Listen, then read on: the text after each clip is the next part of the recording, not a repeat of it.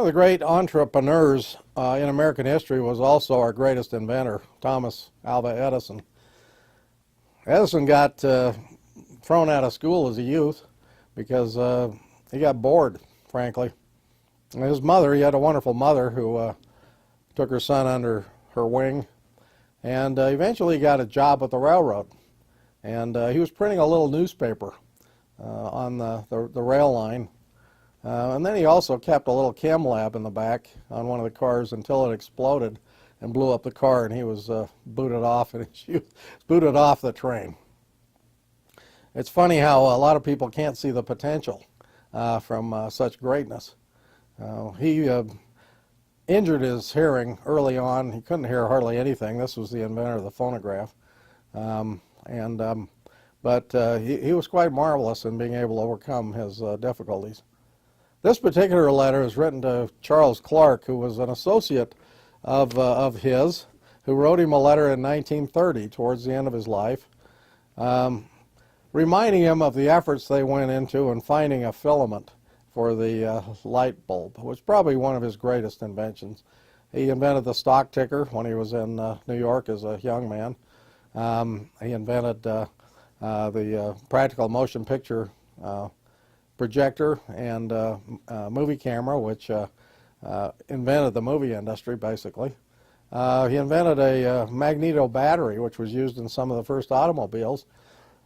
And the Portland Cement Company was his. He invented cement, concrete. But probably a lot of the things that people remember him for more than anything is the invention of the light bulb. Put light to the world. That's quite a something to be remembered by. But you know, he tried and tried and failed and failed. The famous quote of his is that success is 1% inspiration and 99% perspiration. And he would work until late into the night, every night. Edison would only take off one day as a holiday. He'd never observed Christmas or Thanksgiving. He wasn't a favorite at home with his kids or his wife. And in fact, at one point, his wife left him and he had to beg her to come back.